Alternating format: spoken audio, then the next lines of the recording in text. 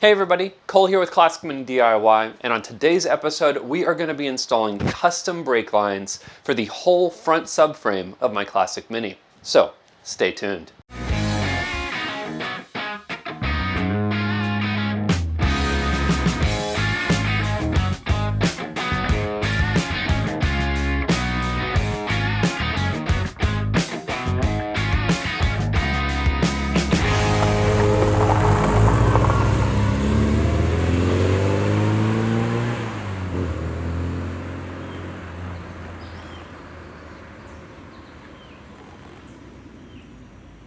Hey everybody, like I said, on today's episode we are going to be installing a set of custom braided stainless steel brake lines for the whole front subframe on my Classic Mini.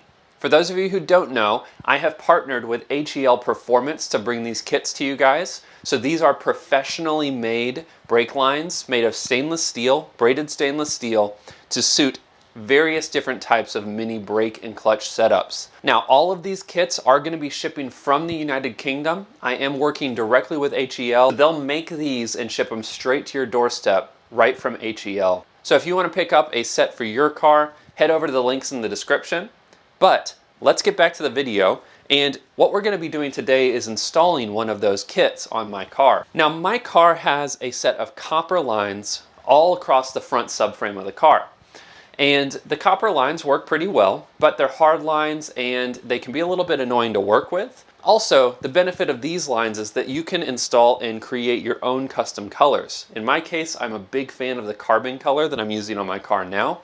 But we're going to be installing new lines. This is the line that goes all the way across the front of the subframe. And we're going to be installing the lines that go from the subframe to your caliper. Now, this is a complete set, but I do offer ones for the other runs on the car. And I did a video on this a few weeks back. That should be popping up in the corner if you want to see how to change these for your master cylinders on your car. But with that out of the way, let's just go ahead and jump straight out to the car. The engine is out right now, so we have a nice good look at all of the lines on the subframe, and you guys are going to see exactly how we can replace these.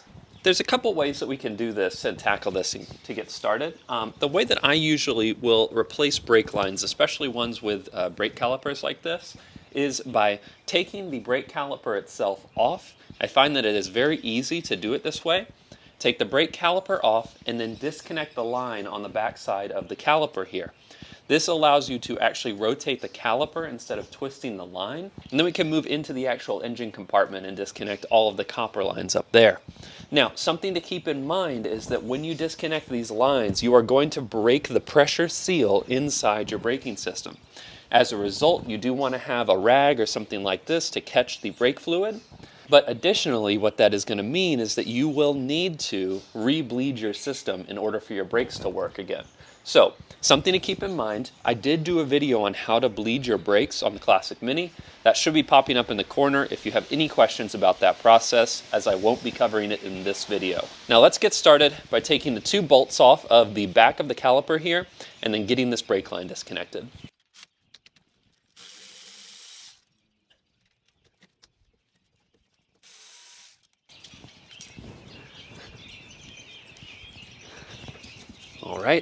All right, and with the brake line disconnected, we now have this off free. We can disconnect the line on the back of the caliper here, and this is where we're going to start losing that brake fluid. Now, I've had a few recommendations over the years by putting a plastic bag over your master cylinder cap and sealing it that way.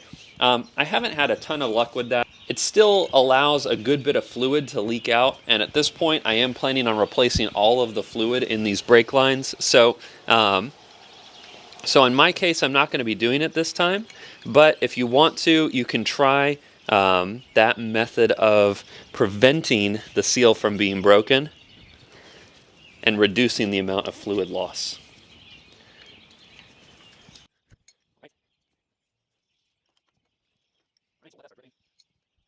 And for our brake caliper, make sure we just set that off to the side somewhere where it's not going to get dirty. Now this next part is the part that you're probably going to get the most fluid loss, so you're going to want to lay a good bit of rags around here and make sure that there's not a lot of excess fluid being lost down here, because unfortunately brake fluid does have a tendency to eat paint. You can see this is one spot that paint has been eaten away on the subframe, which we'll have to kind of tidy up before the engine goes back in. Now to do this, I'm going to be disconnecting these two connections right here and this connection right here. Now you can see one of the reasons I want to replace these lines for soft lines is due to this coil that I have right here. It's not actually hurting anything, but this is not the most sightly looking brake line run, and this is a result of buying a line that's a little bit too long and being too cheap to redo the line myself. So let's disconnect this connection. We'll lose some fluid, and then we're going to disconnect, and then we'll disconnect the connection back down at the T.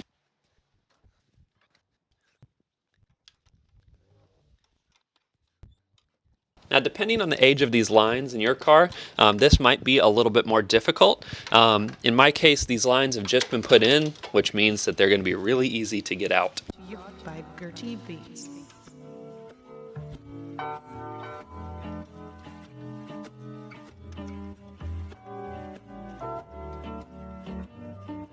Brought to you.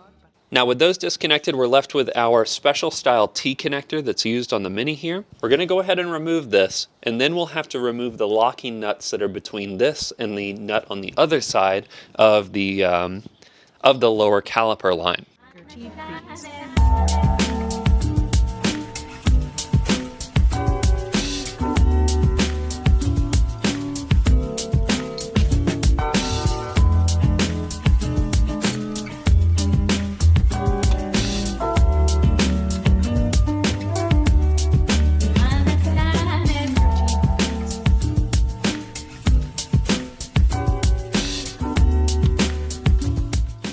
All right, and with that, we have our T-junction disconnected. So we just need to repeat the exact same steps on the other side of our braking system. That's removing the caliper and disconnecting the top side and the bottom side of the subframe bracket. And then we can reinstall the brake line and reinstall our calipers. All right, so now that we have the brake lines removed, the next step is to take a look at this kit here. This is a complete kit, so it's going to come with everything you need in order to replace the front brake lines on your subframe and your calipers for your classic Mini. Now, this kit does come with a special set of caliper lines and a full-length hose that will have a small banjo clip that attaches to one of the brake lines, and I'll show you how that works here shortly. Now, looking at the caliper lines first, we have two specially created caliper lines for the classic Mini. These are suited for disc brake conversion Minis, and the way that these work is they go right through the subframe, and then you have a small banjo clip that fits right down inside one of these fittings on one side of the car, which attaches the brake lines all together. And then on the back end of our caliper lines, you have two copper crush washers that go right into the calipers themselves. And then we have the main attraction of the kit, which is the full braided line that goes across from the caliper underneath your radiator over to the right side of your Mini. And it has a small banjo bolt that has two crush washers that go straight into the new specially made fittings, and then one fitting that goes all the way up to the top and into the T unit for a standard single line braking system. Now, a question I've got from a few folks is whether this works on dual line braking systems and some of the later style braking systems on classic Minis. And the short answer is yes, it does fit. However, we do need to know what type of braking system you have to make sure that we cut these in the right length for your classic Mini. In this case, this fitting is going to go into a standard single line T fitting on my Mark I Mini because I have a single line braking system with no brake servo. Now, before we get this installed, I do want to mention one more thing. This is the reason I wanted to go with HEL Performance. These guys have an incredible eye for detail, and in the classic Mini, this fitting that goes into our brake caliper line on the clutch side of your engine bay, this line does get close to our subframe, and it's got a built-in bend to it so that you don't kink this line. And the whole line is already prefabricated, so you don't have to do any bending yourself. You don't have to do any brake flaring. All of this is ready to go, bolt straight into the car, and start braking. So the first step might confuse a little folks here, you might not know, but usually what it's best to do is reinstall your caliper onto the disc. This is going to allow you to kind of get the fitment and location of your disc in place before you actually install your lines. It's really important that these lines are not kinked or bent or awkward in any way because it could impact your braking performance or your brakes working at all. So to start off, what we're going to do is get our caliper line. Both of them are the same. So you are able to use either brake line, either caliper line on either side of the car. And what we're going to do is with the caliper installed, we're going to go ahead and start fitting this with the copper crush washer on here right into our old caliper here. The next step is to take your wrench or your spanner and get this tightened down. Now, the type of wrench that I do recommend is one of these ones made specifically for brake lines. I have a link to these in my description.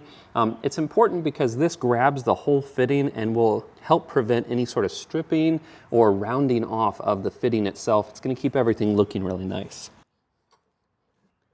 And now we're going to do the exact same thing on the other side of the car with the other caliper. All right, so now that you have the brake lines connected to the actual calipers themselves, the next step is to run those lines up through the holes in your subframe.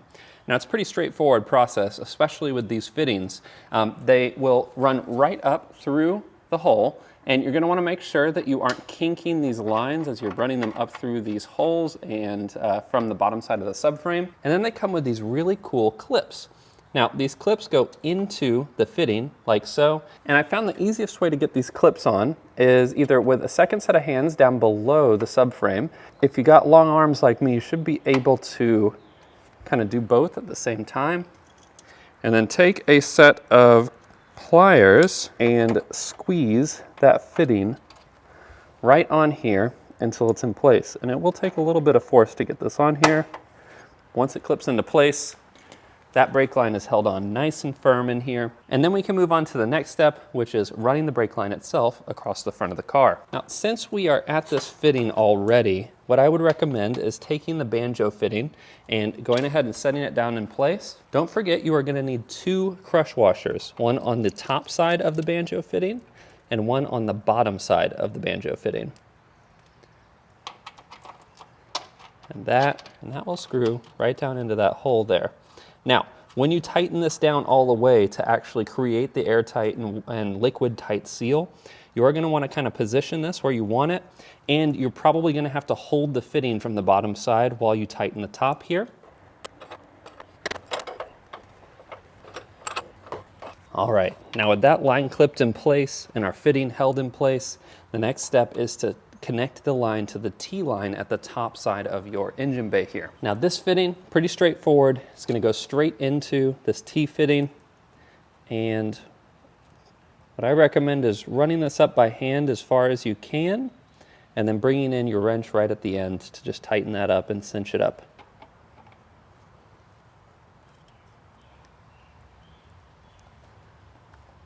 Now this doesn't need to be gorilla tight or anything, you just want to cinch this up and make a nice tight seal right here. You'll actually see the bottom side of the master cylinder line that I sell on the site as well. All right, and then the last thing that we're going to do is connect this side of the brake lines. Now, this is my favorite side of the brake lines because it has this really cool 90-degree fitting that kind of sets this up to be really, really clean and tidy on the radiator side. So we're going to do this up by hand just like the other one. However, this one you might find you do have to use an adjustable wrench for. Due to the 90-degree bend here, sometimes it is a little hard to get that wrench to clear that when you go over that angle. So we're going to give it a shot here. See if we can find the right size wrench. All right, and with that tightened up, we are in good shape. The whole brake system is now installed, and we're ready to reintroduce the brake fluid to the system and re-bleed the system. Now, like I said at the beginning, I already have a video on how to bleed the brake system. That should be popping up in the corner again here if you guys are looking for instructions on how to do that. Otherwise, that's going to wrap up this episode. All right, so that is going to wrap up this episode of Classic Mini DIY. Installing brake lines is actually a pretty straightforward process on a Classic Mini. Even with the more complex dual brake line systems that were in later cars, it's still pretty straightforward, just swapping them out. The hardest part is actually bleeding the system afterwards, but getting them all connected up and mounted up, pretty straightforward. Now, if you guys have any questions about this episode or the things that I did in this episode, feel free to post those in the comment section below. Also, a reminder that this kit plus the master cylinder kits, the slave cylinder kits, all of those are available on the merch store right now. And those kits come in a wide variety of colors and are made to order. So there is a bit of a lead time in ordering those lines, but they all ship directly from the United Kingdom. So they usually arrive at your door within a few days after those lines get made and created by HEL Performance. I want to say a huge thank you to HEL Performance for sponsoring this video and partnering with me on these lines. I think that you guys are really going to love them as you start to install them on your cars. Now, as you can probably see, this is not my house and not my garage. The Mini is still in storage at a buddy of mine's house. And on the next episode, hopefully it will be in the garage and we will start putting together the turbo engine or the mystery engine or anything in the garage. But until then, you guys know the drill. Enjoy those Minis and motor on.